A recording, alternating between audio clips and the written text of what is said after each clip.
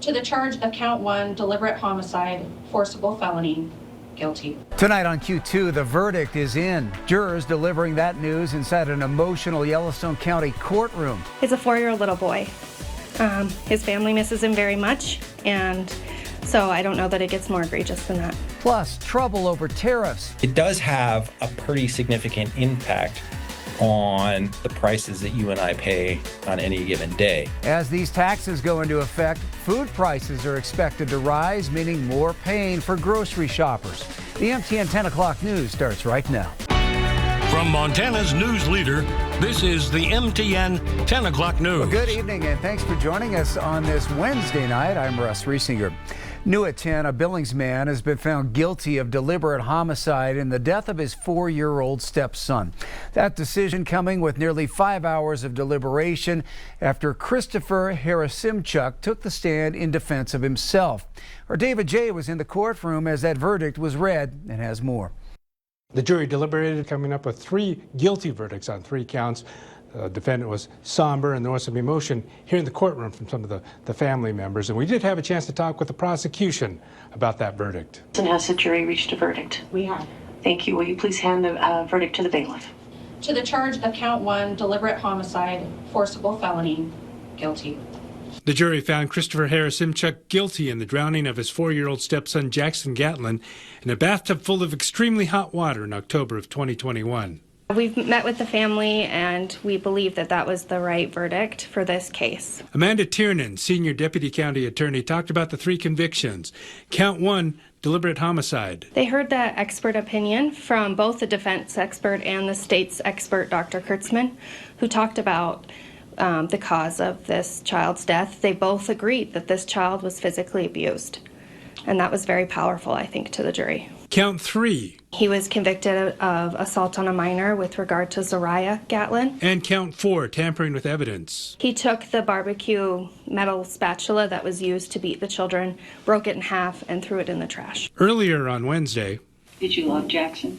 Loved him with all my heart. defense argued Harasimchuk did not drown or beat the 4-year-old, but other medical ailments caused his death. We want to remind you that this gentleman's freedom is at stake. But Tiernan says this case was not the first time of abuse allegations toward Harasimchuk. The defendant was very much in control of this house. He had cameras, he had locks, he was watching them, he'd lock them in their room.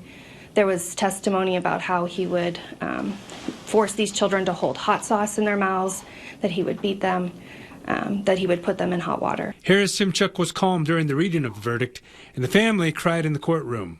They're processing still. This has been a long time coming for the family, and this is the best news that they could have received given the circumstances. A sentencing date has yet to be set, and Tiernan says the convictions carry potential sentences totaling 115 years. In Billings, David J., MTN News. ICE Homeland Security worked with Spokane Border Patrol to take 17 undocumented immigrants into custody in Bigfork. Details of the raid were posted on social media saying ICE HSI agents acted on a tip and set up an operation at a construction site. The agents served a notice of inspection at the work site and found 17 undocumented immigrants. All undocumented immigrants were taken into custody and found ineligible to remain here in the United States. Flathead County Sheriff Brian Haino says his officer was not involved with the raid and believes ICE is running their own civil warrants. We did reach out to ICE, but we have not heard back. President Donald Trump officially imposes steep new tariffs on China, Canada, and Mexico. That decision already setting off retaliatory actions from the countries, leading to a possible trade war. It is a move that some worry could lead to you paying more at the grocery store.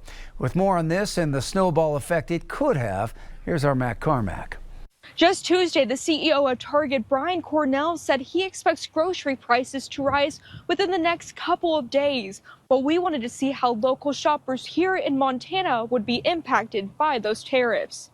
It's a word you've probably heard everywhere in the past couple of weeks. April 2nd, reciprocal tariffs. Tariffs, a tax on foreign goods imported into the United States. Here in Montana, most of our imported goods from Canada are petroleum, wood, and animal products, while we heavily rely on produce like strawberries and avocados from Mexico. I'm really not worried about it one bit. Billings resident Greg Hyder says he isn't concerned about the new 25% tariff on Mexican and Canadian goods. To me, it really just boils down to a negotiation tactic. It's really what it's going to come down to. I mean, Canada has been tariffing us. But many economists argue that negotiation tactic could have big impacts on your wallet. It does have a pretty significant impact on the prices that you and I pay on any given day. Robert Snora with the University of Montana says that while businesses and producers pay the tariff, the tax is ultimately passed down to the consumer. It's going to raise prices for anything that we buy that's imported from Canada and Mexico. Here in Montana, that could mean paying more at the grocery store, especially for produce we can't grow in the state. Produce is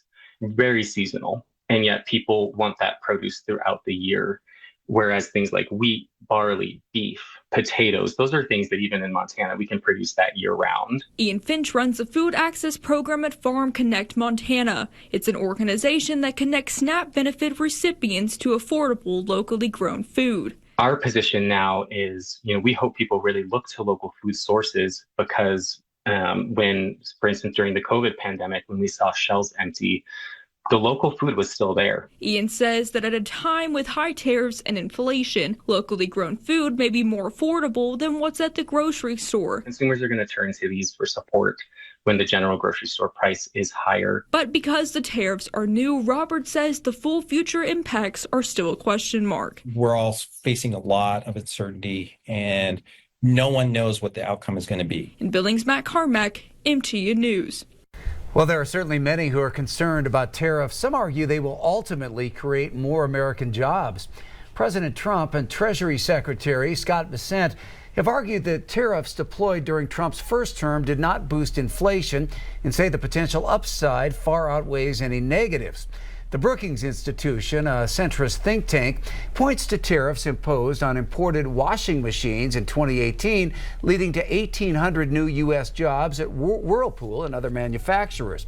The president and many of his allies argue that tariffs will incentivize companies to produce more domestically. Here's a live shot with the Stockman Bank weather cam, where today temperatures were a little warmer than average for this time of the year. 23 is where we started the day. 29 is where we ended up, or rather, that's the average. 51 is the afternoon high today, both 6 degrees above where we would typically be. 36-mile-per-hour wind gust here this afternoon. And as far as the season goes, both for total precipitation and snowfall, we're very close to where we typically be for this time of the month. It's slightly ahead for the season as far as snowfall goes. Regionally, temperatures today were close to seasonal averages. The gold shaded numbers shows you the 30-year average. A lot of 40s and 50s across Montana and northern Wyoming. Forecast coming up. State wildlife officials are warning of multiple outbreaks of pigeon virus, also known as PPMV, in Missoula and Ravalli counties. Montana Fish, Wildlife and Parks says that disease impacts doves and has killed as many as 20 birds in some places. Officials say the virus does not represent a risk to humans or pets, but people should take precautions when disposing of bird carcasses. This virus is not related to the bird flu, which is infecting different birds, mainly poultry, across Montana right now. It's been a marathon day at the Montana legislature as lawmakers considered more than 100 bills ahead of a key deadline. MTN's Jonathan Ambarian was on the Senate floor where senators voted on a series of bills that could ultimately make changes to the state's judicial system. In the end, the Montana Senate spent roughly 10 hours on the floor on Wednesday. They debated more than 50 bills and gave initial approval to more than 40 of those. The Senate endorsed Senate Bill 385 on a 28-22 vote. The bill from Senate Majority Leader Tom McGilvray would create a new state government claims court. It would include 3 judges appointed by the governor and confirmed by the Senate. They would be tasked with hearing a variety of lawsuits, including claims that state laws or actions are unconstitutional. This was an update of an earlier proposal from McGillivray for a court of chancery, which would also have handled business cases. McGillivray said a specialized court could handle constitutional cases more efficiently, and that it would relieve pressure on district courts. In many jurisdictions, they're simply overwhelmed. And these civil claims, like these types of cases, sometimes can go on for weeks. They take a tremendous amount of time, and they take a tremendous amount of expertise. Opponents said the bill was another attempt to undermine the judiciary's independence. Our district courts need additional support and resources, as the sponsor appropriately notes. But with all due respect to the sponsor, this bill does not do that, nor does it solve problems. It does concentrate power to the executive branch. Also on Wednesday, the Senate voted down SB 476 from Republican Senator Daniel Emmerich, which sought to define the separation of powers between each branch of government. It was a narrower version of a bill that failed on the floor earlier this session. Senators also advanced a bill that lays out procedures for the legislature to find someone in contempt if they don't obey a legislative subpoena. Thursday is expected to be the last day of debate for bills that need to pass through one of the two chambers before Friday's transmittal deadline. The House is scheduled to be right back on the floor at 8 a.m., and the Senate will be on the floor just a half hour later. In Helena, Jonathan Ambarian, MTN News.